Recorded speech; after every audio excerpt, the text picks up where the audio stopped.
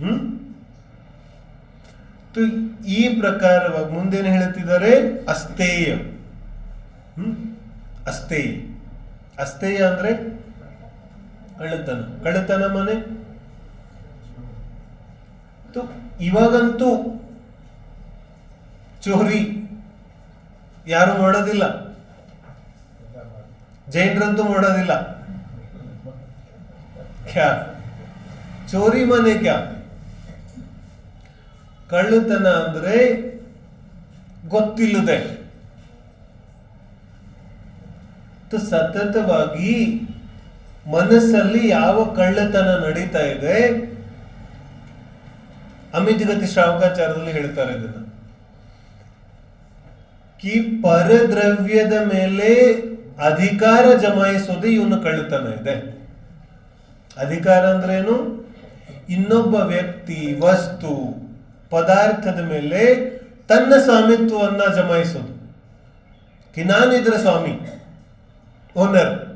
Ownership. Ownership ಯಾವಲ್ಲಿ, ಎಲ್ಲಿಂದ? ಇದು ಕಳ್ಳತನ ಇದೆ. ಯಾಕಂದ್ರೆ ಪರದ್ರವ್ಯ ಇದೆ, ಪರವಸ್ತು ಇದೆ, ಪರ ವ್ಯಕ್ತಿಯ ಮೇಲೆ ಅಧಿಕಾರ ಜಮಾಯಿಸೋದಂತೂ ಮಹಾಪಾಪ ಇದೆ. आप समझो इससे बड़ा पाप कोई होता नहीं. ಏನ್ ಹೇಳ್ತಿದ್ದಾರೆ? ಇನ್ನೊಂದು ಜೀವಿಯ ಮೇಲೆ ಅಧಿಕಾರ ಜಮಾಯಿಸುವುದು ಎಲ್ಲಕ್ಕಿಂತ ದೊಡ್ಡ ಕಳ್ಳತನ ಇದೆ. और हम दिन भर क्या करते हैं? कौन कैसे चलेगा ये मैं तय करूंगा. तुम कौन होते हो तय करने वाले? बच्चे कैसे चलेंगे मैं तय करूंगा. पत्नी कैसे चलेगी मैं तय करूंगा. अरे पत्नी भी यही करती है. ये महापाप है. ಇನ್ನೊಂದು ದ್ರವ್ಯದ ಮೇಲೆ ಅಧಿಕಾರ ಜಮಾಯಿಸೋದು ಪಾಪ ಇದೆ. हाँ ಸಲಹೆ ಕೊಡ್ಬೋದು ಇವನು, अधिकार नहीं है तुम्हारा. ये क्यों भूल जाते हैं? ನಮಗೆ ಒಂದು ಕ್ಷಣನೂ ನೆನಪಿರೋದಿಲ್ಲ ಇದು ಪರದ್ರವ್ಯ ಇದೆ ಅಂತ. ನಾವು ನೇರವಾಗಿ ಓನರ್ಶಿಪ್. ಅರೆ ನೀನು ನಿನ್ನ ದ್ರವ್ಯದ ಮಾಲೀಕ ಇದೆಯಾ? ಇನ್ನೊಂದು ದ್ರವ್ಯದ ಮಾಲೀಕ ನೀನಲ್ಲ. ನಿನ್ನ ಅನುಸಾರವಾಗಿ ಇನ್ನೊಂದು ದ್ರವ್ಯ ನಡೆಯೋದಿಲ್ಲ. ಅಸ್ತೇಯ ಇದೆ ಇದು. दिन भर जमा रहे अधिकार इसके ऊपर उसके ऊपर नहीं. ತುಂಬಾ ದೊಡ್ಡ ಪಾಪ ಇದೆ ಇದು. नहीं चलता ऐसे. और हम बोलते ಜೀವನದಲ್ಲಿ ಪಾಪ ಇಲ್ಲ. इससे बड़ा पाप क्या हो सकता है?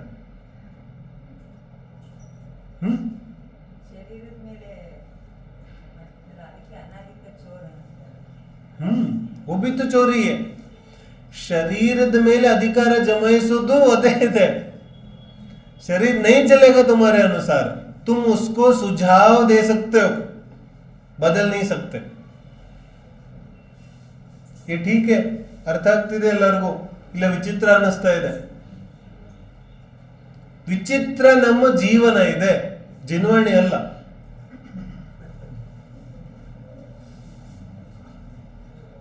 तो अस्तेय माने होता है किसी भी पर वस्तु पर अधिकार जमाना. ये चोरी. तो पर ವಸ್ತು ಮೇಲೆ ಅಧಿಕಾರ ಜಮಾಯಿಸೋದು, ಬಂಧನದಲ್ಲಿಡೋದು, ಇದೆಲ್ಲ ಕಳ್ಳತನ ಇದೆ. ನಾನು ಹೇಗೆ ನನ್ನ ಸ್ವತಂತ್ರತೆಯನ್ನ ಬಯಸ್ತೇನೆ, ಅದೇ ತರ ಪ್ರಪಂಚದ ಪ್ರತಿಯೊಂದು ಜೀವ ಸ್ವತಂತ್ರತೆಯನ್ನು ಬಯಸುತ್ತೋ ಇಲ್ವೋ? ನಾವು ಯಾಕೆ ಮರೆತು ಬಿಡ್ತೇವೆ ಇದನ್ನ? ಆ ಜೀವಿಯಲ್ಲೂ ಜ್ಞಾನ ದರ್ಶನ ಶಕ್ತಿ ಇದೆ. ಆ ಜೀವಿಯಲ್ಲೂ ನನ್ನಂತೆ ಅನಂತ ಗುಣಗಳ ಪಿಂಡ ಇದೆ. ಅದು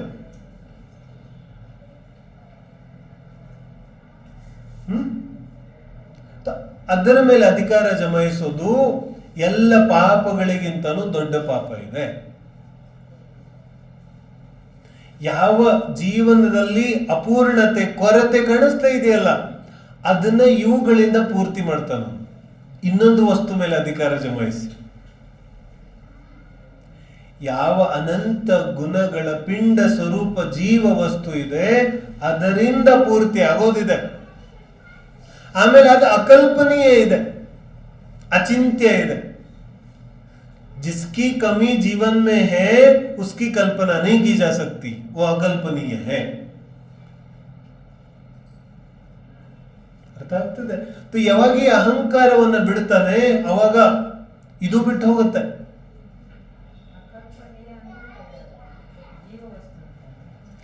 ಜೀವ ದ್ರವ್ಯ ಅನಂತ ಗುಣಗಳ ಪಿಂಡ ಸ್ವರೂಪ ಆ ಧ್ರುವ ದ್ರವ್ಯ ಕಲ್ಪನೆಗಳಿಂದ ಅತೀತ ಇದೆ.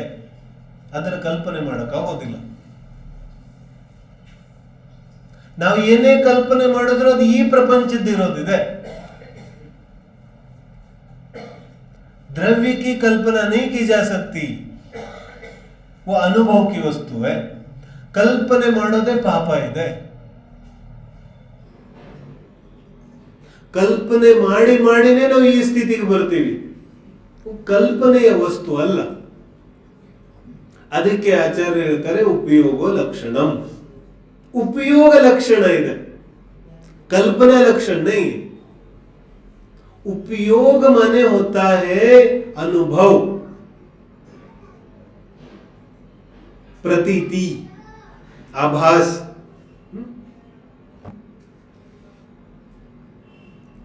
ಅದರಿಂದ ನಿನ್ನ ಜೀವನದ ಅಪೂರ್ಣತೆ ಪೂರ್ತಿ ಆಗುತ್ತೆ. ಮತ್ತು ಆ ಅತ್ಯಂತ ಉತ್ಕೃಷ್ಟ ಪದಾರ್ಥ ಶಾಶ್ವತ ಸತ್ಯ ಧ್ರುವ ದ್ರವ್ಯ ನಿನ್ನ ಜೀವನದಲ್ಲಿ ಬಂದು ಬಿಟ್ರೆ ಇನ್ನು ಯಾವ ಕೊರತೆನೂ ಇಲ್ಲ. ಇನ್ಯಾರಾದ್ರೂ ನಿಂದನೆ ಮಾಡಿದ್ರೆ ನೀನ್ 4 ತಪ್ಪು ಮಾಡಿದೆ ತೋನ್ ಹೇಳ್ತೇನೆ, 4 ಅಲ್ಲ ನಾನು 10 ಮಾಡಿದ್ದೀನಿ, ಬೋಲು ಕೊಯ್ ದಿಕ್ಕತ್ ನೀ ಉಸ್ಕೋ. ಅವನಿಗೇನು ಸಮಸ್ಯೆ ಇಲ್ಲ. ಈಗ ನಮಗ್ ಸ್ವಲ್ಪ ಯಾರಾದ್ರೂ ಏನಾದ್ರು ಅಂದ್ರೆ ಹಿಂಗ ಮಾತಾಡ್ಬಿಟ್ಟ ಅವನು, कैसे बोल दिया इसने. और ज्ञानी ಅಲ್ಪಶ್ರುತಂ ಶುದ್ಧವತಾಂ ಪರಿಹಾಸ ಧಾಮ ಏನ್ ಹೇಳ್ತಿದ್ದಾರೆ ಕಿ ನನ್ನಲ್ಲಿ ಎಷ್ಟು ಬುದ್ಧಿ ಕಡಿಮೆ ಇದೆ ಅಂದ್ರೆ ವಿದ್ವಾಂಸರ ಮುಂದೆ ನಾನು ಹಾಸ್ಯಕ್ಕೆ ಪಾತ್ರ ಇದ್ದೀನಿ. ಯಾರು ಹೇಳ್ತಿದ್ದಾರೆ? ಮಾನ್ತುಂಗ ಸ್ವಾಮಿ. ಅವರಿಗೇನು ಅಹಂಕಾರ ಇಲ್ಲ, कोई समस्या नहीं, तुम कुछ भी बोलो. ಆಮೇಲೆ ಹೇಳ್ತಾರೆ ಅನೃತ. ಅನೃತ ಅಸತ್ಯ. ಅಸತ್ಯ ಅಂದ್ರೆ ಯಾವುದು ಸತ್ ಸ್ವರೂಪ ಇದೆ, ಯಾವುದರ ಅಸ್ತಿತ್ವ ಇದೆ ಅದನ್ನ ಒಪ್ಪೋದಿಲ್ಲ. ಮತ್ತು ಯಾವುದರ ಅಸ್ತಿತ್ವ ಇಲ್ಲ ಅದನ್ನ ತಂದು ನಿಲ್ಲಿಸ್ತಾನೆ. ಈ ಪ್ರಶಂಸನಿಂದ ಏನ್ ನಡೆಯುತ್ತೆ? ಪ್ರಶಂಸೆಯಲ್ಲಿ ಇದು ಅನಿವಾರ್ಯ ಇದೆ.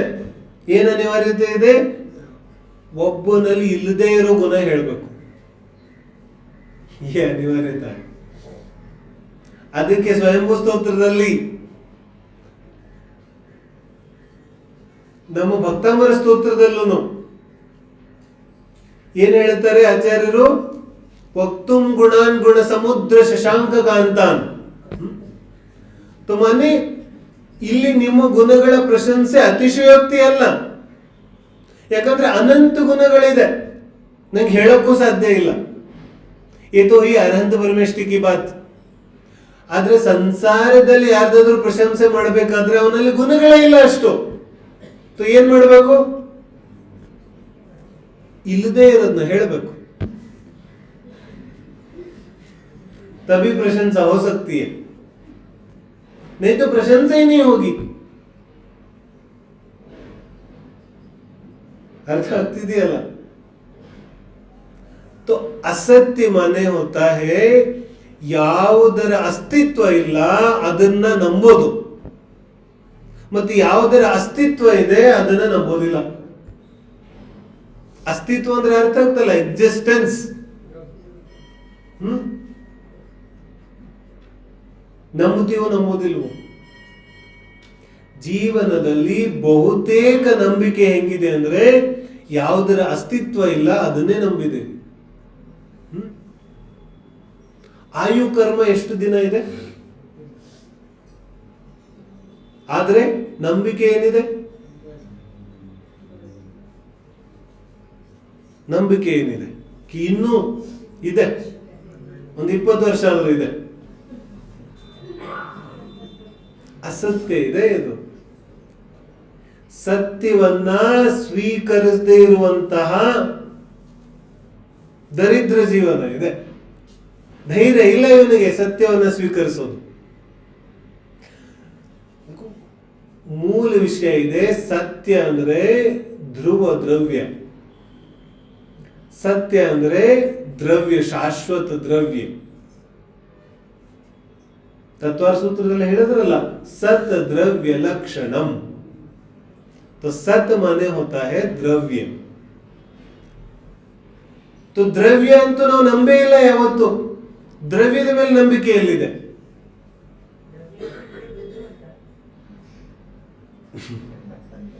तो ದ್ರವ್ಯದ ಮೇಲೆ ನಂಬಿಕೆ ಅಂತೂ ಇಲ್ಲ. ನಂಬಿಕೆ ಯಾರ ಮೇಲಿದೆ? ಪರ್ಯಾಯದ ಮೇಲೆ. ಪರ್ಯಾಯ ಹೆಂಗಿದೆ? ಅದರ ಅಸ್ತಿತ್ವನೇ ಇಲ್ಲ. ಅಸ್ತಿತ್ವ ಇಲ್ಲ ಯಾಕೆ? ಯಾಕಂದ್ರೆ ಅದರ ಕಾಲ ಒಂದು ಸಮಯ ಇದೆ. तो ಪರ್ಯಾಯದ ಕಾಲ ಎಷ್ಟು? ಒಂದು ಸಮಯ. तो ಒಂದು ಸಮಯ ಅಂದ್ರೆ ಅದು ಇಲ್ಲವೇ ಇಲ್ಲ ಅನ್ನೋ ಹಾಗಿದೆ. ಅದನ್ನ ನಂಬುತ್ತಾ ಇದ್ದಾನೆ. ಮತ್ತು ಸತ್ ದ್ರವ್ಯ ಏನಿದೆ ಅದು ಶಾಶ್ವತ ಇದೆ, ಅದನ್ನು ನಂಬುತ್ತಾ ಇಲ್ಲ. ಕ್ಯಾ ಹೋಗಾ ऐसा जीवन? तो ಜೀವನದಲ್ಲಿ ಆದ್ಯತೆ ಯಾರಿಗಿದೆ? ಚಿಕ್ಕ ಪುಟ್ಟ ವಸ್ತುಗಳು, ಟೇಬಲು, ಕುರ್ಚಿ, ಊಟ, ತಿಂಡಿ, ಹಲ್ಲು, ಕೂದಲು, ಕಿವಿ, ಚರ್ಮ.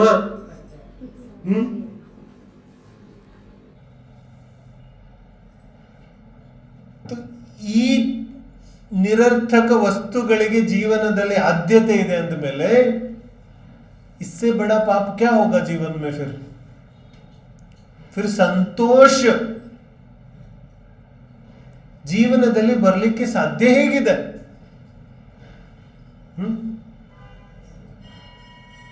ದಿನಪೂರ್ತಿ ಇದರಲ್ಲೇ ಜೀವನ ಇದೆ. ಕಣ್ಣು, ಕಿವಿ, ಮೂಗು, ಬಾಯಿ.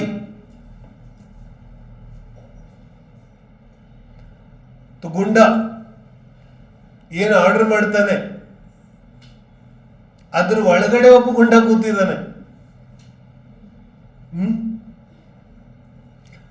ಕಣ್ಣು ಬೇಡುತ್ತಾ ಇದೆ, ಕಣ್ಣೊಳಗಡೆ ಒಬ್ಬ ಗುಂಡ ಇದ್ದಾನೆ, ಕಳ್ಳ. ಅವನು ಹೇಳ್ತಾ ಇದ್ದಾನೆ ಆ ಕಡೆ ಹೋಗೋನ್ ನಡಿ. ಇವನೇನಂತಾನೆ? ಗುಂಡ ಹೇಳಿದ್ದಾನೆ, ಈಗ ಹೆಂಗ್ ಬಿಡಕ್ಕಾಗತ್ತೆ? ಚಲೋ. ಕಿವಿಯಲ್ಲಿ ಒಬ್ಬ ಕೂತಿದ್ದಾನೆ, ನಾಲಿಗೆಲ್ಲಂತೂ ಎಲ್ಲಕ್ಕಿಂತ ದೊಡ್ಡವನ್ ಕೂತಿದ್ದಾನೆ.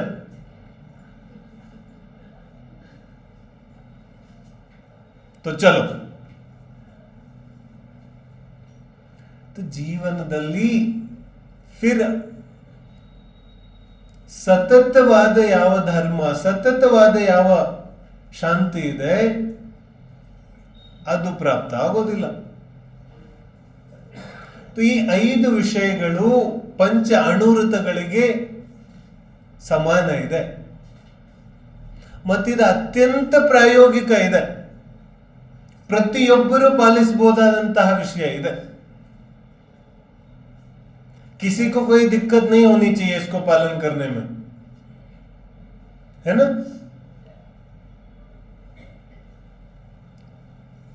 ಸಮ್ಯಕ್ ದರ್ಶನಕ್ಕೆ ಮೋಕ್ಷ ಮಾರ್ಗದ ಒಂದು ಅಡಿಪಾಯ ಇದೆ. ಇದು ಅಷ್ಟ ಮೂಲ ಗುಣಗಳು, ಆಮೇಲೆ ಸಮ್ಯಕ್ತದ ಅಷ್ಟ ಅಂಗಗಳು ಪ್ರಕಟ ಆಗಲಿಕ್ಕೆ ಕಾರಣ ಇದೆ. ಈ ರೀತಿಯಾದ ಮನಸ್ಥಿತಿ ಇಲ್ಲದೇನೆ ಅಷ್ಟಾಂಗಗಳು ಪ್ರಕಟ ಆಗೋದಿಲ್ಲ.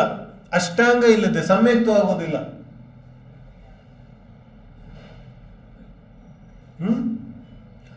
ತು ಮೋಕ್ಷ ಮಾರ್ಗದ ಒಂದು ಭಾಗ ವ್ರತಗಳದ್ದಿದೆ, ಆದರೆ ಅದಕ್ಕಿಂತ ದೊಡ್ಡ ಭಾಗ ಮನಸ್ಥಿತಿದ್ದಿದೆ. ಅದೇ ಶುದ್ಧ ಇದೆ.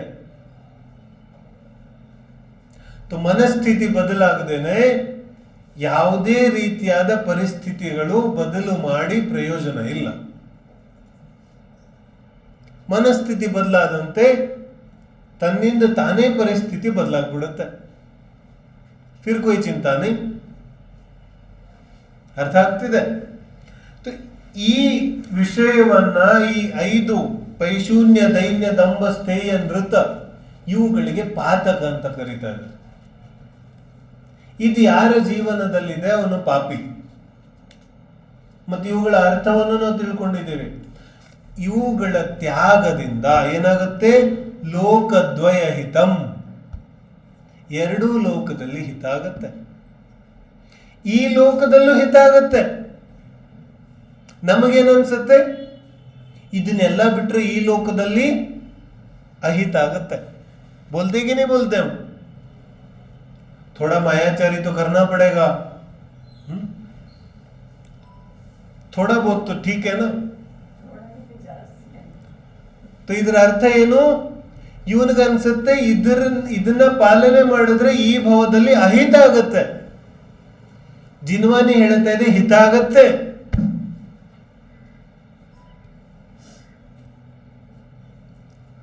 ಭಯ ಪೂರ್ಣ ಜೀವನ ಹೇಗಿದೆ, ನಿರ್ಭೀಕವಾದ ಜೀವನ ಹೇಗಿದೆ. ನಾವು ಅಜ್ಞಾನ ಅವಸ್ಥೆಯಲ್ಲಿ ಇರೋ ತನಕನೂ ಭಯದಲ್ಲೇ ಜೀವನ ಕಳೀತೇವೆ. ಆದ್ರೆ ಈ ವಿಷಯಗಳು ಜೀವನದಲ್ಲಿ ಬಂದಾಗ ಭಯ ನಿಧಾನವಾಗಿ ದೂರ ಆಗುತ್ತೆ. एक बार जीवन से भय दूर हुआ, फिर आनंद ही आनंद है. श्लोक होता ना,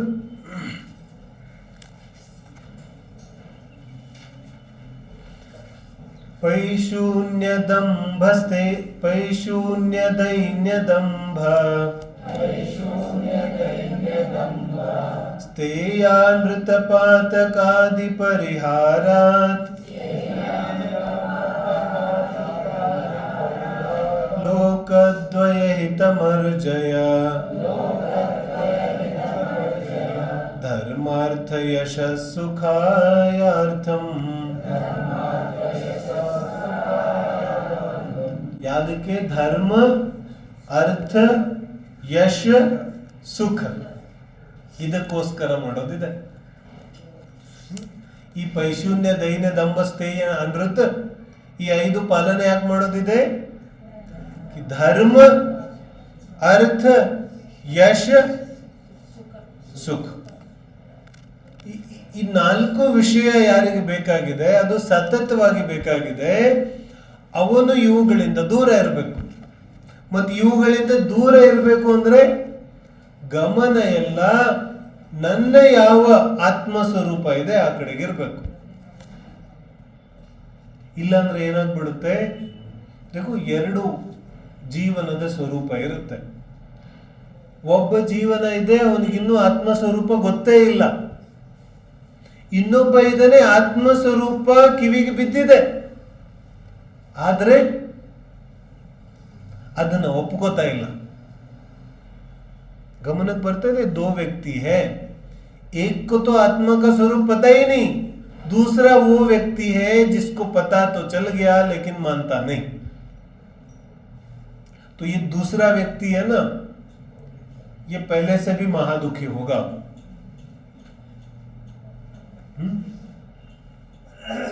ಯಾಕೆ? ಬೈ ಸುಖ ಬಂದು ನಿನ್ನ ಬಾಗಲು ತಟ್ಟುತ್ತಾ ಇದೆ, ಮತ್ತೆ ಇವನೇನ್ ಮಾಡ್ತಾ ಇದ್ದಾನೆ? दूर ಓಡಿ ಹೋಗ್ತಾ ಇದ್ದಾನೆ. ಧ್ಯಾನ ಸೆ ಸಮझो इस बात को.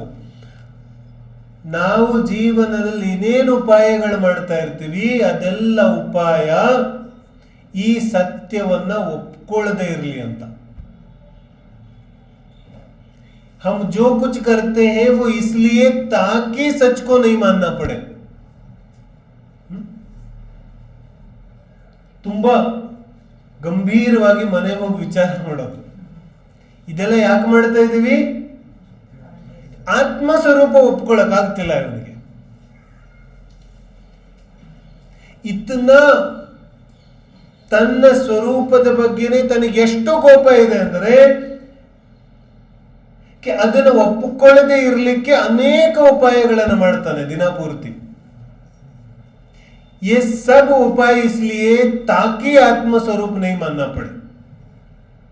ಆತ್ಮ ಸ್ವರೂಪದ ಮೇಲೆ ಶುದ್ಧೆ ಮಾಡದೇ ಇರಲಿ ನಾನು, ಅದರಿಂದ ದೂರ ಇರಲಿ ನಾನು, ಅದನ್ನ ಒಪ್ಕೊಳ್ಳೋ ಪರಿಸ್ಥಿತಿ ಬರದೇ ಇರಲಿ, ಅದಕ್ಕೋಸ್ಕರ ಸತತ ಉಪಾಯಗಳನ್ನು ಮಾಡ್ತಾರೆ.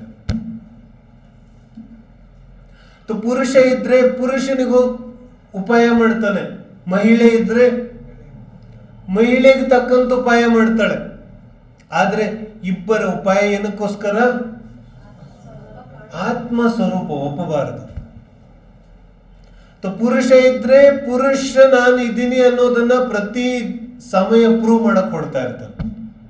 ಮಹಿಳೆನೂ ಹಾಗೆ ಮಾಡ್ತಿರ್ತಾಳೆ. ಕ್ಯೂ? ಆತ್ಮ ಅಂತೂ ಪುರುಷ ಮಹಿಳೆ ಎಲ್ಲ ಲಿಂಗದಿಂದ ಅತೀತ ಇದೆ. तो नहीं करूंगा तो आत्मा के स्वरूप मानना पड़ेगा. तो ಅದಕ್ಕಿಂತ ಒಳ್ಳೆಯದೇನು? ಇದನ್ನೇ ಪೋಷಣೆ ಮಾಡೋದು. ಅದರಿಂದ ದೂರ ಉಳಿತೀನಿ. ಇಸಿಕೋ ಬೋಲ್ತೆ ತನ್ನ ಸ್ವರೂಪದಿಂದ ತಾನು ರುಷ್ಟನಾಗ್ಬಿಟ್ಟಿದ. ತನ್ನ ಆತ್ಮ ಸ್ವರೂಪದ ಬಗ್ಗೆನೇ ಕ್ರೋಧ ಇದೆ ಅವನಿಗೆ. ಸಿಟ್ಟು ಮಾಡ್ಕೊಂಡ್ಬಿಟ್ಟಿದ್ದಾನೆ. ಪರ್ಯಾಯ ದ್ರವ್ಯದ ಮೇಲೆ ಅನಾದಿ ಕಾಲದಿಂದ ಸಿಟ್ಟು ಮಾಡ್ಕೊಂಡ್ಬಿಟ್ಟಿದೆ. ಇಸಿಕೋ ಬೋಲ್ತೆ ಅನಂತಾನುಬಂಧಿ ಕ್ರೋಧ. ಅನಂತ ಅನುಬಂಧಿ ಕ್ರೋಧ ಇದಕ್ಕೆ ಕರೆಯೋದು. ಕಿ ಪರ್ಯಾಯ ದ್ರವ್ಯವನ್ನ ಸ್ವೀಕರಿಸಲಿಕ್ಕೆ ತಯಾರಿಲ್ಲ. ये अनंत ಅನುಬಂಧಿ ವಾಲ ಕ್ರೋಧ ಅನಾದಿ ಕಾಲದಿಂದ ನಡೀತಾ ಇದೆ.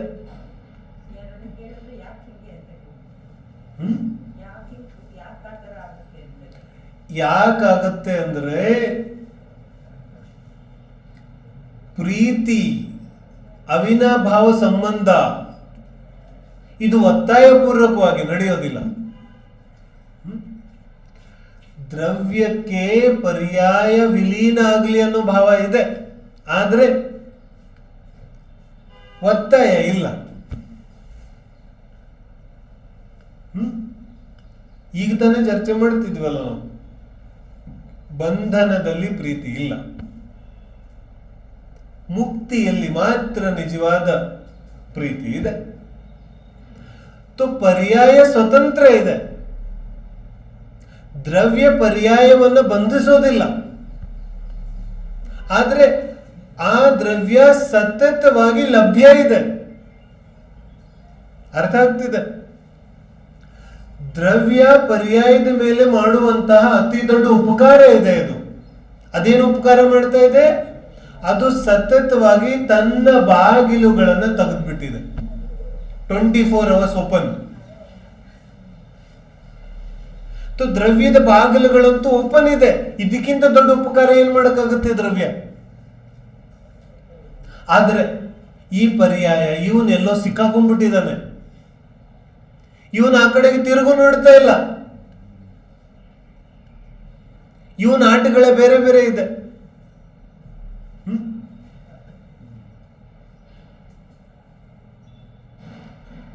ಅತ್ಯಂತ ನಿಕೃಷ್ಟ ವಿಷಯಗಳಲ್ಲಿ ಮಗ್ನಾಗ್ಬಿಟ್ಟಿದ್ದಾನೆ ಇವನು. ನಾ ಹೇಳದ್ನಲ್ಲ, ಕಣ್ಣು, ಕಿವಿ, ಮೂಗು, ಬಾಯಿ, ಚರ್ಮ, ಗುಂಡ ಇದರಲ್ಲೇ ಸಿಕ್ಕಾಕೊಂಡ್ಬಿಟ್ಟಿದ್ದಾನೆ ಇವನು.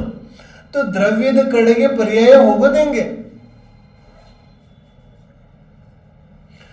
ದ್ರವ್ಯದ ಕಡೆಗೆ ಹೋಗುವ ಪುರುಷಾರ್ಥ ಮಾಡೋ ಅಗತ್ಯ ಇಲ್ಲ.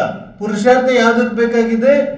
ಇದರಿಂದ ದೂರ ಆಗಕ್ಕೆ. ಇದರಿಂದ ದೂರ ಆದ್ರೆ ಪರ್ಯಾಯ ಸಹಜವಾಗಿ ದ್ರವ್ಯದಲ್ಲಿ ವಿಲೀನ ಆಗ್ಬಿಡುತ್ತೆ. ಅಹಂಕಾರದ ವಿಸರ್ಜನೆ ಆಗ್ಬಿಡುತ್ತೆ. ಅಹಂಕಾರದ ವಿಸರ್ಜನೆ ಆಗುತ್ತಾ ಇದ್ದಂತೆ ಜೀವ ಮುಕ್ತ ಆಗ್ಬಿಟ್ಟ. अब ಆಂತರಿಕ ದರಿದ್ರತೆ ಉಳಿಲಿಲ್ಲ, ಮಾನಸಿಕ ದರಿದ್ರತೆ ಉಳಿಲಿಲ್ಲ. ಈಗ ಅವನು ಮುಕ್ತ ಇದ್ದಾನೆ. ಈಗ ಅವನು ಪ್ರಶಂಸೆ ನಿಂದನೆ ಮಾಡಿದ್ರೂ ಸಮಸ್ಯೆ ಇಲ್ಲ. ಈಗ ಅವನು ಇಂದ್ರಿಯ ಭೋಗದಲ್ಲಿ ಕಾಣಿಸ್ತಾ ಇದ್ರೂ ಸಮಸ್ಯೆ ಇಲ್ಲ.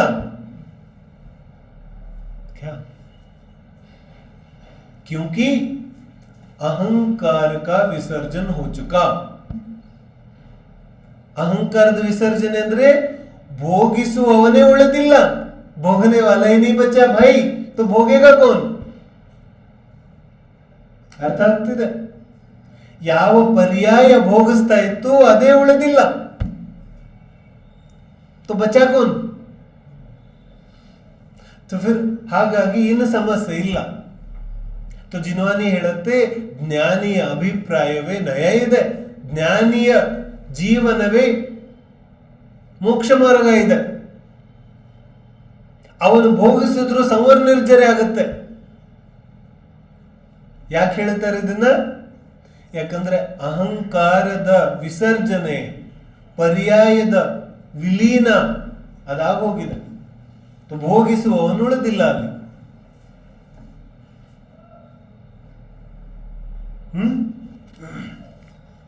ಹಾಗಾಗಿ ಧರ್ಮ, ಅರ್ಥ, ಯಶ. ಯಶ ಅಂದ್ರೆ ಏನು? ಪ್ರಸಿದ್ಧಿ. ಪ್ರಸಿದ್ಧಿನೂ ಯಾವುದರಿಂದ ಸಿಗುತ್ತೆ? ನಮಗೇನನ್ಸುತ್ತೆ?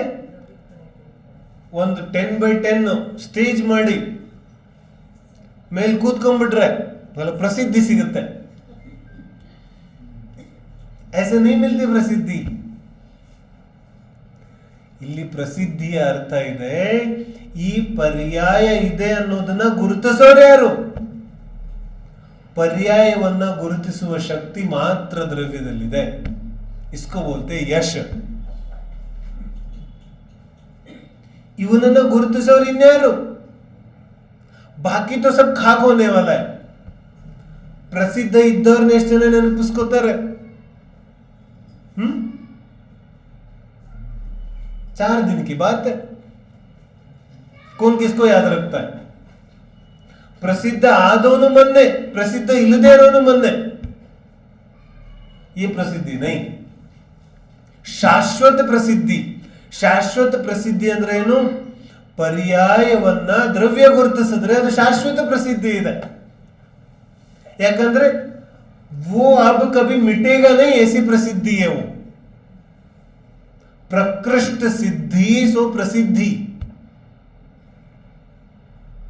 तो प्रकृष्ट सिद्धि ಅಂದ್ರೆ ಏನು? ಉತ್ಕೃಷ್ಟ ಸಿದ್ಧಿ. ಮೂರ್ತಿಕ ಪರ್ಯಾಯ ಕೂಡ ಅಮೂರ್ತಿಕವಾಗೋದು. ಅಂಜನ ಸ್ವರೂಪ ಪರ್ಯಾಯ ಕೂಡ ನಿರಂಜನ ಆಗೋದು. ये प्रसिद्धि है, ये शाश्वत. अर्थ, अर्थ माने अर्थ ಅಂದ್ರೆ ಏನು? ದುಡ್ಡು ಕಾಸು. अर्थ माने प्रयोजन. ಪ್ರಯೋಜನ, ಪ್ರಯೋಜನ ಮಾನೆ ಉದ್ದೇಶ. ಜೀವನದ ಉದ್ದೇಶ ಪೂರ್ತಿಯಾಗಿ ಹೋಗುತ್ತೆ. ಕ್ಯಾ ಜೀವನ ಯಾಕೆ ಸಿಕ್ಕಿದೆ? बोलो, जीवन क्यों मिला है? बोलो बोलो, जीवन क्यों मिला? बोलो हिंदी में. जीवन क्यों मिला है? जीवन जिसलिए मिला है वो तो उद्देश्य कोई बात ही नहीं करते ही नहीं. ಜೀವನ ಸಿಕ್ಕಿದೆ ಯಾವ ಶಾಶ್ವತ ದ್ರವ್ಯ ಇದೆ ಅದನ್ನ ಗುರುತಿಸಲಿಕ್ಕೆ.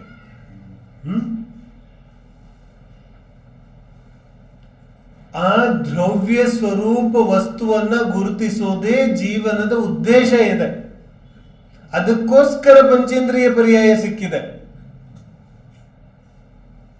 यदि तुमने ध्रुव द्रव्य को नहीं पहचाना तो पंचेंद्रिय संज्ञी पंचेंद्रिय पर्याय अब बहुत मुश्किल है. ತುಂಬಾ ಕಷ್ಟ ಇದೆ ಇನ್ನ. तो ಯಾವ ಈ ಮನುಷ್ಯ ಪರ್ಯಾಯ ಸಿಕ್ಕಿದೆ, ಇದರ ಉದ್ದೇಶನೇ ಗೊತ್ತಿಲ್ಲ ನಮಗೆ. ನಾವು ಯಾರನ್ನಾದ್ರೂ ಕೇಳಿದ್ರೆ ಜೀವನದಲ್ಲಿ ಏನ್ ನಡೀತಾ ಇದೆ, ಕಾಡ್ರೆ ಚಲ್ರೆ ಜೀರೆ ನಿಕಲ್ ರही है, ಅರೆ ಜೀವನ ಸಿಕ್ಕಿದೆ ದ್ರವ್ಯ ಸ್ವರೂಪ ವಸ್ತುವನ್ನ ಗುರುತಿಸ್ಲಿಕ್ಕೆ. ಅದರ ಪರಿಚಯ ಆಗದೆ ಹೋದ್ರೆ ಜೀವನ ಸಂಪೂರ್ಣವಾಗಿ ವ್ಯರ್ಥವಾಗುತ್ತೆ. व्यर्थ अष्टे आगोदिಲ್ಲ. जो दौलत राम जी क्या कहते हैं, उदधि समानी, यह नर भाव फिर मिलन कठिन है, जो सम्यक नहीं पावे. फिर सम्यक माने होता क्या है कि उस द्रव्य स्वरूप वस्तुवನ್ನ ಗುರುತಿಸೋದೇ ಸಮ್ಯಕ್ ಇದೆ, ಸಮ್ಯಕ್ತ್ವ ಇದೆ. ಅದು ಆಗದೆ ಹೋದ್ರೆ ಈಹ ನರ ಭವ ಫಿರ್ ಮಿಲನ ಕಠಿಣ ಹೇ. ಈ ನರ ಭಾವ ಪುನಃ ಸಿಗೋದು ಬಹಳ ಕಷ್ಟ ಇದೆ, ಬಹಳ ಕಷ್ಟ ಇದೆ. ಯಾಕಂದ್ರೆ ಆತ್ಮನ ಜೊತೆಗೆ ಯಾವ ರೀತಿಯಾದ ಸಂಪರ್ಕ ಆಗುತ್ತೆ ಸಮ್ಯಕ್ತ್ವ ಇಲ್ಲದೇನೆ ಅದು ಇವನಿಗೆ ನರಭಾವವನ್ನ ಕೊಡೋದಿಲ್ಲ. अर्थ ಆಗ್ತಿದೆ. तो धर्म अर्थ यश और सुख. ಸುಖ ಮಾನೆ ಇಷ್ಟೋಪದೇಶದಲ್ಲಿ ಚರ್ಚೆ ಮಾಡಿದೀವಿ ನಾವು. ಸುಖ ಮಾನೆ ಹ್ಯಾಪಿನೆಸ್ ಅಲ್ಲ, ಇನ್ನೊಂದು ವಸ್ತುವಿನಿಂದ ಸಿಗೋದು ಸುಖ ಅಲ್ಲ, ಇನ್ನೊಬ್ಬ ವ್ಯಕ್ತಿಯಿಂದ ಸಿಗ್ತಾ ಇದ್ರೆ ಅದು ಸುಖ ಅಲ್ಲ. ಆತ್ಯಂತಿಕ ಸುಖ, ಅಕಾರಣ ಸುಖ. ಯಾವ ರೀತಿ ಜೀವನದಲ್ಲಿ ಕಾರಣ ಇಲ್ಲದೇನೆ ಕೊರತೆ ಇದೆ, ಇದೆಯೋ ಇಲ್ವೋ, ಎಲ್ಲ ಇದ್ರೂ ಏನೋ ಮಿಸ್ಸಿಂಗ್. ಅಕಾರಣ ಯಾವ ಕೊರತೆ ಇದೆ ಅದು ಅಕಾರಣವೇ ಪೂರ್ತಿ ಆಗುತ್ತೆ. ಉಸ್ಕೋ ಬೋಲ್ತೆ ಸುಖ, ಆತ್ಯಂತಿಕ ಸುಖ ಇದೆ. तो धर्म अर्थ यश सुख ಇದನ್ನ ಪ್ರಾಪ್ತಿ ಮಾಡಿಕೊಳ್ಳಿಕ್ಕೆ ಪೈಶೂನ್ಯ, दीनता, दंभ, स्थेय और अनृत, इनसे दूर रहो, है ना. और ಇವುಗಳ ಅರ್ಥ ಮೇಲ್ಮೇಲಿಂದ ತಗೊಳ್ಳೋದಿಲ್ಲ. ಮೇಲ್ಮೇಲಿಂದ ಅರ್ಥ ತಗೊಂಡ್ರೆ ಏನೂ ಪ್ರಯೋಜನ ಆಗೋದಿಲ್ಲ. ಇವುಗಳ ಮೂಲ ಮರ್ಮ ಏನಿದೆ ಅದನ್ನ ತಿಳಿದು ಇವುಗಳಿಂದ ನಾವು ದೂರ ಇದ್ರೆ ಖಂಡಿತವಾಗಿಯೂ ಧರ್ಮ, ಅರ್ಥ, ಯಶ, ಸುಖ ಇದೆಲ್ಲವೂ ಜೀವನದಲ್ಲಿ ಲಭಿಸುತ್ತೆ.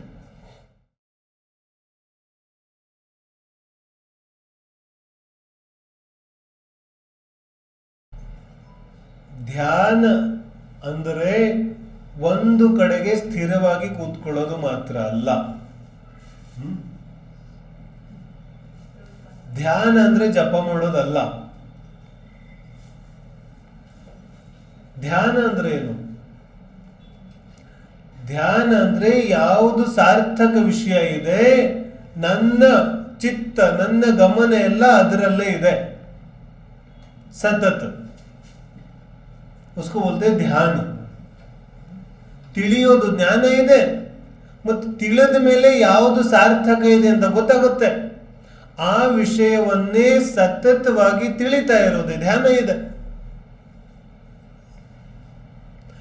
ಧ್ಯಾನದಿಂದ ನಾವು ಭ್ರಷ್ಟ ಯಾಕಾಗುತ್ತೀವಿ?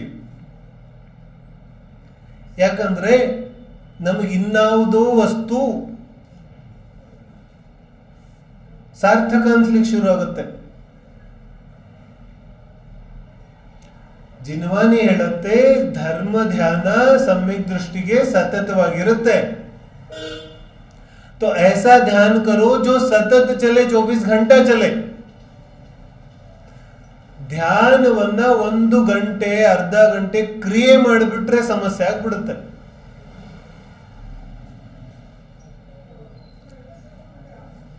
सम्यक ದೃಷ್ಟಿ ಯಾವುದೇ ಕೆಲಸಗಳನ್ನ ಮಾಡ್ತಾ ಇದ್ರು ಧರ್ಮ ಧ್ಯಾನ ಅಂತೂ ಬಿಟ್ಟಿಲ್ಲ, ಅದಂತೂ ನಡೀತಾ ಇದೆ. ಅದಕ್ಕೆ ಜಿನವಾಣಿಯಲ್ಲಿ ಶಬ್ದ ಇದೆ वीतराग परिणति।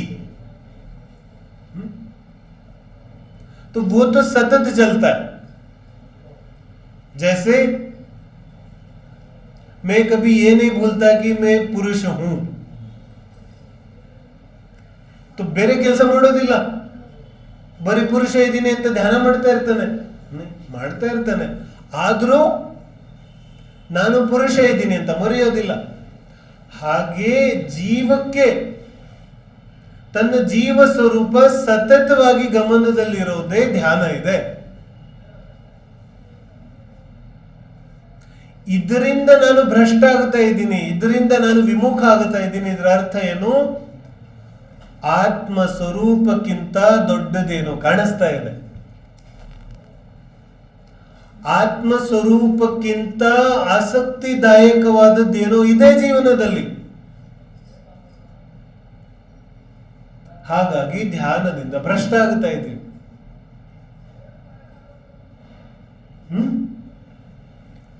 ಯಾವುದು ಅತಿ ಉತ್ಕೃಷ್ಟವಾದ ವಿಷಯ ವಸ್ತು ಇದೆ, ಯಾವುದಕ್ಕೋಸ್ಕರ ನನ್ನ ಇಡೀ ಜೀವನ ಸಮರ್ಪಿತ ಇದೆ, ಆ ರೀತಿಯಾದ ವಸ್ತು ಜೀವನದಲ್ಲಿದ್ರೆ ಅವಾಗ ಧ್ಯಾನದಿಂದ ವಿಮುಖ ಆಗೋದಿಲ್ಲ. ನಾವು ನಮ್ಮನ್ನ ಪ್ರಶ್ನೆ ಕೇಳ್ಕೊಳ್ಳೋದಿದೆ, ನನ್ನ ಜೀವನವನ್ನೇ ಸಂಪೂರ್ಣವಾಗಿ ಸಮರ್ಪಿಸುವಂತದ್ದೇನಾದ್ರೂ ಜೀವನದಲ್ಲಿ ಇದೆಯಾ? ऐसा कुछ है जीवन में? जो कुछ है वो कैसा है? ಅದು ಹೇಗಿದೆ? ಸ್ವಲ್ಪ ಹೊತ್ತಕ್ಕೆ ಬೇಕಾಗುತ್ತೆ, ಆಮೇಲೆ ಬೇಡ. ಇಲ್ಲೇನ್ ಹೇಳ್ತಿದ್ದಾರೆ? ನಿನ್ನ ಜೀವನವನ್ನೇ ತ್ಯಾಗ ಮಾಡುವಂತದ್ದು ಏನಾದ್ರೂ ಇದೆಯೇನು? ಬಸ್ तुम जिसके लिए अपना जीवन अर्पण कर सको वो यदि मिल गया तब ध्यान से विमुख नहीं होंगे. ಅವಾಗ ಧ್ಯಾನ ಭ್ರಷ್ಟ ಆಗೋದಿಲ್ಲ. ಇದು ಪದೇ ಪದೇ ನಾವು ಧ್ಯಾನದಿಂದ ಭ್ರಷ್ಟ ಆಗುತ್ತೇವೆ. ಯಾಕಂದ್ರೆ ನಮ್ಮ ಆತ್ಮ ಸ್ವರೂಪಕ್ಕಿಂತ ದೊಡ್ಡದೇನೋ ಜೀವನದಲ್ಲಿದೆ. ಇನ್ಯಾರನ್ನು ತಲೆ ಮೇಲೆ ಕೂರಿಸಿದ್ದೀವಿ, ಇನ್ಯಾವುದೋ ವಸ್ತುವಿನಲ್ಲಿ ಸ್ವರೂಪಕ್ಕಿಂತ ಜಾಸ್ತಿ ಆಸಕ್ತಿ ಇದೆ. ಇದರ ಅರ್ಥ ಬೇರೆ ಕೆಲಸ ಮಾಡೋದಿಲ್ವೇನು? ಎಲ್ಲ ಕೆಲಸವನ್ನು ಮಾಡ್ತಾನೆ, ಆದ್ರೆ ಆತ್ಮ ಸ್ವರೂಪಕ್ಕೋಸ್ಕರ ಮಾಡ್ತಾನೆ, ಆತ್ಮ ಸ್ವರೂಪದಲ್ಲಿದ್ದು ಮಾಡ್ತಾನೆ. ಜೀವಿಯಾಗಿ ಚೈತನ್ಯನಾಗಿ ಮಾಡ್ತಾನೆ, ಪೌದ್ಗಲಿಕ ದೇಹವಾಗಿ ಮಾಡೋದಿಲ್ಲ. ಅವಾಗೇನಾಗುತ್ತೆ? ಧರ್ಮ ಧ್ಯಾನ ಆಗುತ್ತೆ ಸತತ್. ಆಗ ಅವನ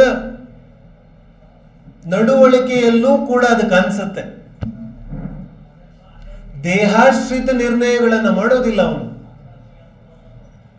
ಯಾವುದಾದ್ರೂ ವ್ಯಕ್ತಿಯನ್ನ ನೋಡಿದ್ರೆ ವ್ಯಕ್ತಿಯನ್ನ ನೋಡಿ ನಿರ್ಣಯ ಮಾಡೋದಿಲ್ಲ. ಅವನು ಗೊತ್ತಿದೆ, ಒಳಗಡೆ ಜ್ಞಾನ ಇದೆ.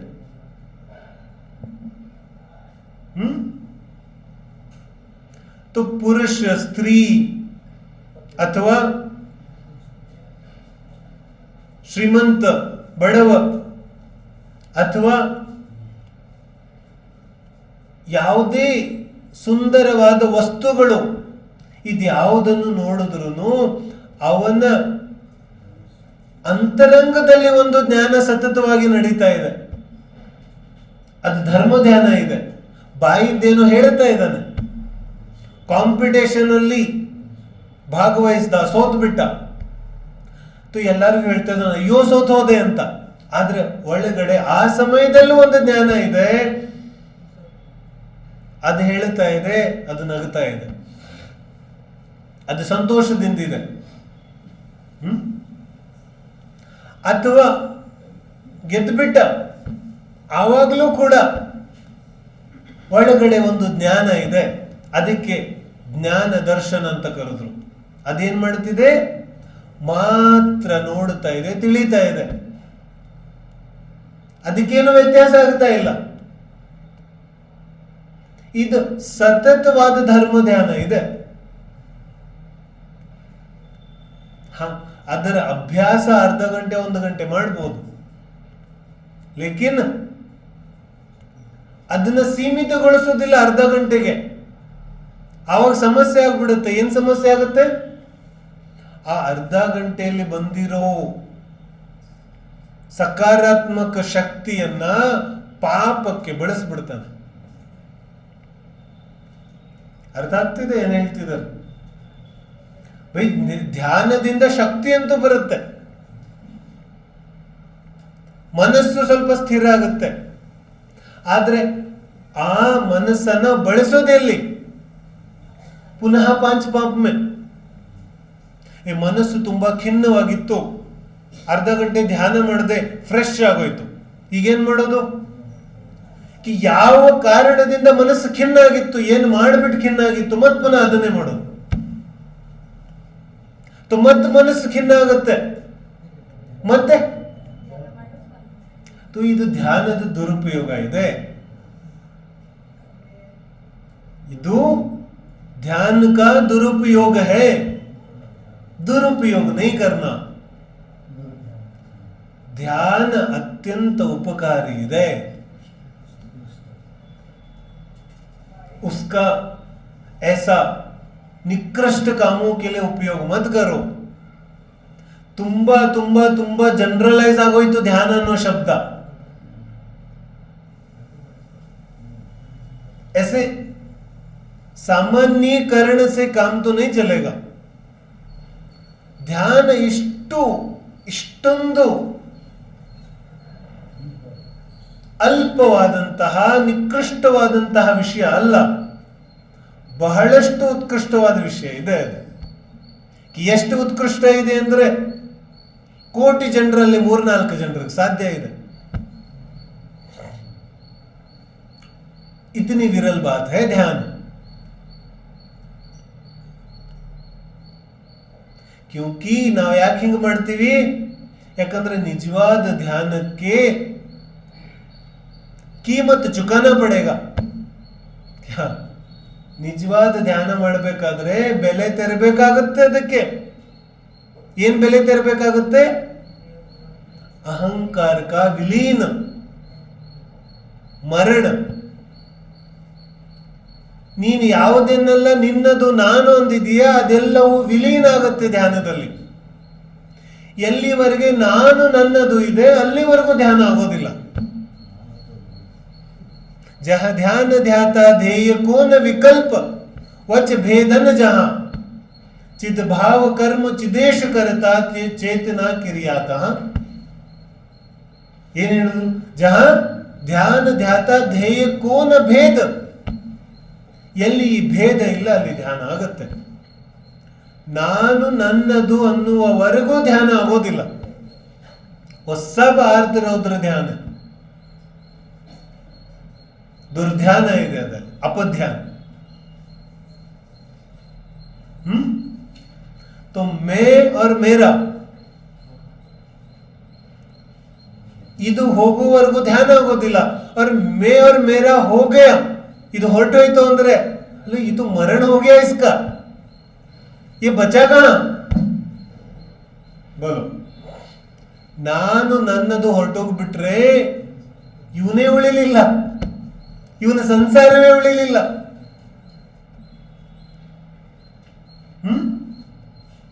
ಆಗ ನಿಜವಾದ ಧ್ಯಾನ ಜೀವನದಲ್ಲಿ ಪ್ರಕಟ ಆಗುತ್ತೆ.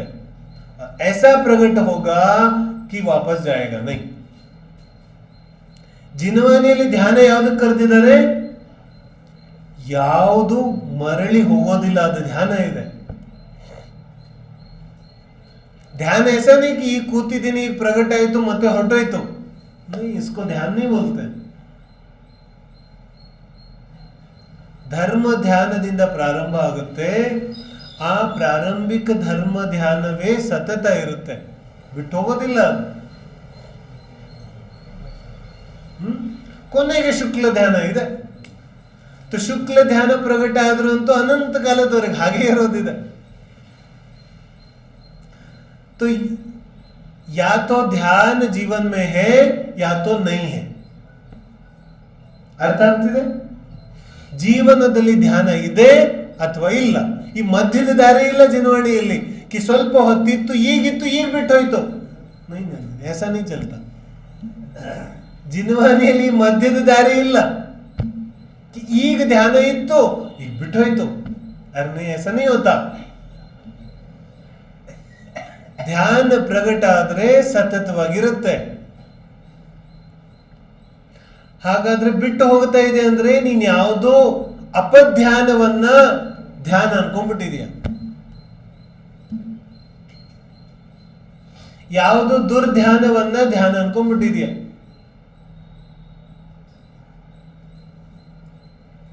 ತುಂಬಾ ನಡೆಯುತ್ತೆ ಸಮಾಜದಲ್ಲಿ, ವರ್ಷಾನುಗಟ್ಟಲೆಯಿಂದ ನಡ್ಕೊಂಡ್ ಬಂದಿದೆ.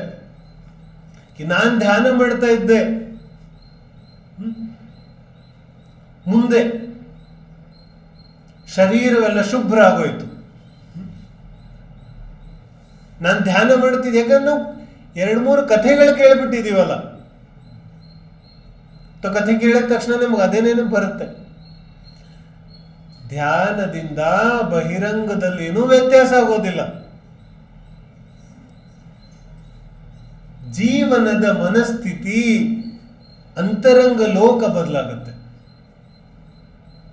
ಅದರಿಂದ ಯಾವ ಸಹಜ ಬದಲಾವಣೆಗಳಿದೆ ಬಹಿರಂಗದಲ್ಲಿ ಅದಾಗತ್ತೆ, ಆದ್ರೆ ಚಮತ್ಕಾರ ಆಗೋದಿಲ್ಲ. ಅರ್ಥ ಆಗ್ತಿದೆಯಲ್ಲ? ಧ್ಯಾನ ನಿರಂತರವಾಗಿದ್ರೆ ಮಾತ್ರ ತಿಳಿಯೋದು ಧ್ಯಾನ ಪ್ರಗಟ ಆಗಿದೆ.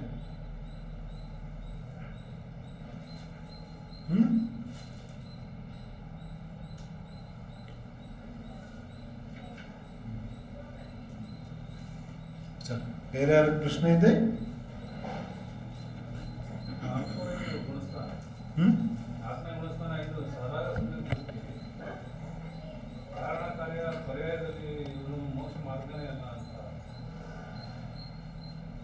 ಮೋಕ್ಷ ಮಾರ್ಗ ಅಲ್ಲ ಅಂದ್ರೆ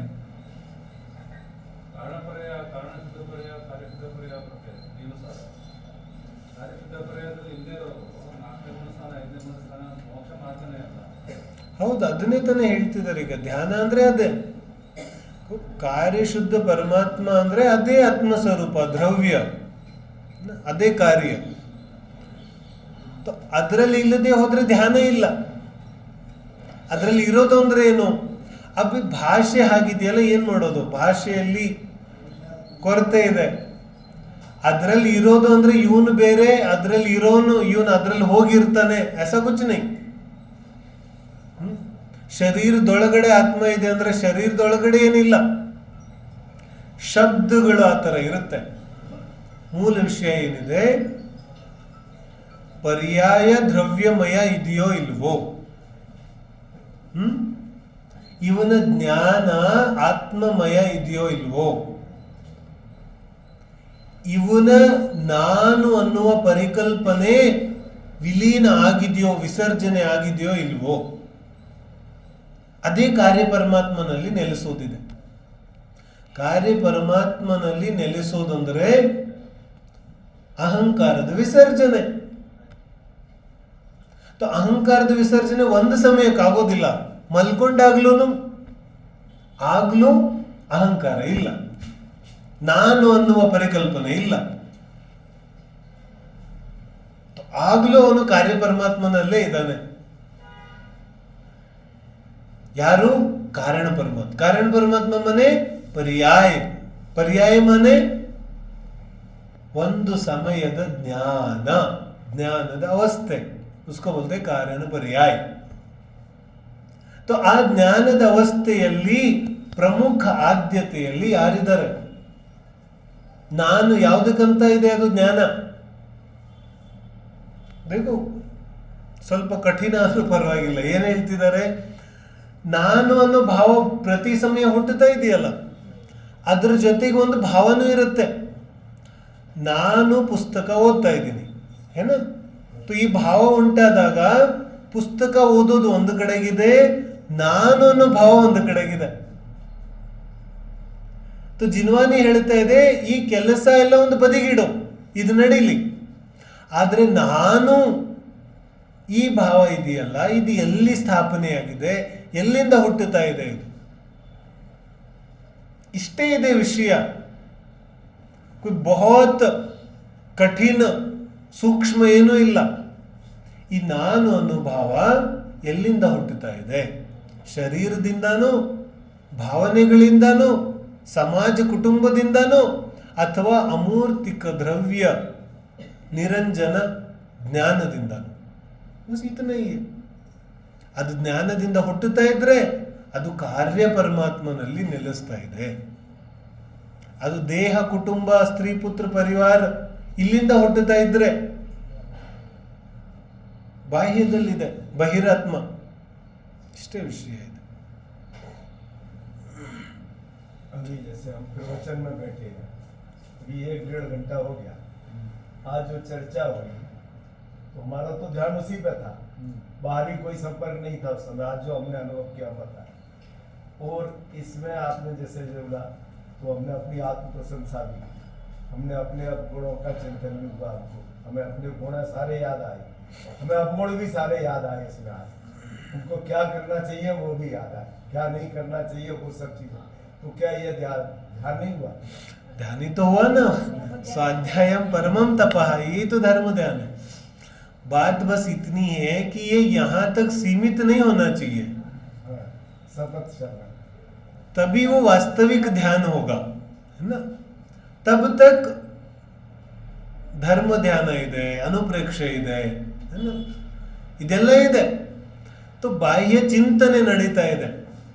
लेकिन यावाग ये जो भाव है, ये यदि वो आत्मा स्वरूप में स्थिर ही हो जाए, फिर जो भी भाव उठे वो वहां से उठे, तब वो पूरी बात बनी. इसी को साधना बोलते हैं. यही तो साधना करनी है. आ नम्म नानु अन्नो भाव वो वहां जाकर स्थिर ही हो जाए. ಈಗ ಅಲ್ಪ 1 ಗಂಟೆ 2 ಗಂಟೆಗೆ ಸ್ಥಿರ ಆಗಿದೆ. ಇದು ಸತತವಾಗಿನೇ ಸ್ಥಿರ ಆದ್ರೆ, काम करते समय भी जीव बनकर करे, तब हुआ धर्म ध्यान, सतत ನಡೆಯುತ್ತೆ, है ना? तो इसका उपयोग करना, वही तो बोला ना मैंने, 1 घंटे का ध्यान किया तो 1 ಗಂಟೆ ಧ್ಯಾನವನ್ನು ಉಪಯೋಗ ಮಾಡಿಕೊಳ್ಳೋದಿದೆ ಯಾವುದಕ್ಕೆ? ಸತತವಾಗಿ ಮಾಡಲಿಕ್ಕೆ. ऐसा नहीं कि ಈ 1 ಗಂಟೆಯಲ್ಲಿ ತುಂಬಾ ಆನಂದ ಆಯಿತು, ಇದನ್ನ ಹೋಗಿ ದುರ್ಬಳಕೆ ಮಾಡ್ಕೊಂಡ್ವಿ. ऐसा नहीं करना. ये इसको अखंड रखना वही साधना है.